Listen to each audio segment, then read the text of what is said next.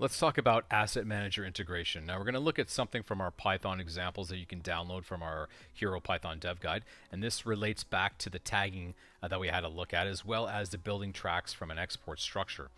Now we have the example, it's called Shot Manager. And as we go through this, I want you to think about this in the context of the asset manager you might be using.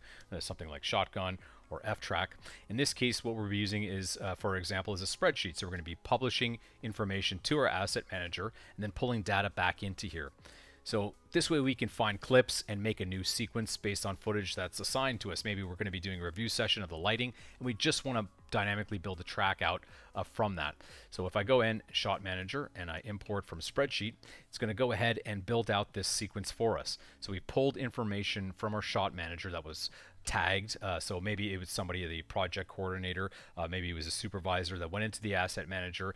They've tagged these shots that we're going to be using these for the review session. Just like that, with one click, I can build out my timeline dynamically and then have all these shots that are ready for the review session. Now let's take a look through our example of what exactly is being published here. So we publish into the spreadsheet. We have, our shot name, we have the file name, sequence where it lives. We also have tasks and requirements as well as timeline in and out and handles. Now, if you're a VFX or you're the project coordinator, you could be going in and modifying this. If you're the VFX editor, you can be going in and modifying. Maybe you're modifying the time in, time out, the handles, the actual footage. You can completely create an entire sequence just by using your asset manager and then having that automatically and dynamically be built inside of Hero, Nuke Studio, and Hero Player.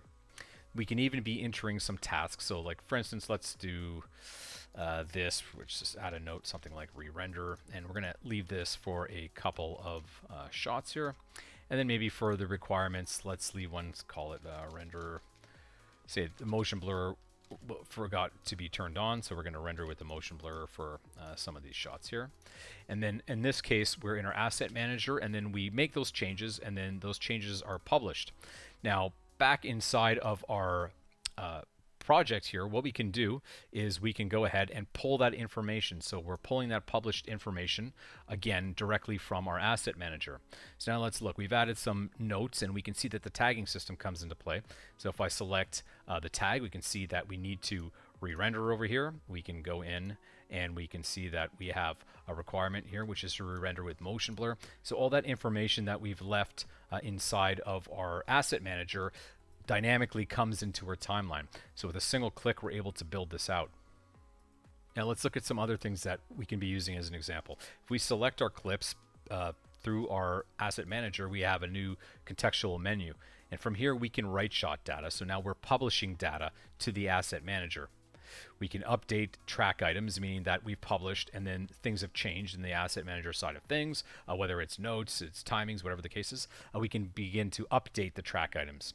And we even have an option here as an example to submit for client review, essentially creating a QuickTime from all these clips that we're going to give over to the client. So these are some examples that we can be using and that we pack in with the Shot Manager example. Now the important part of this is if you think about any repetitive tasks or a string of tasks that you might be doing, well, we can build these out through Python and then have it execute with a single click. And this becomes very powerful. So if you have a certain structure that you're working with in your studio, you're doing A, B, and C, we would link these up. We would have it as a part of our menu, and then we can be running every day. So some nice interaction by publishing and by pulling in information directly from here. We have everything nicely named with our dates, and of course we can make modifications to this depending on how we want to have things set up inside of our timeline.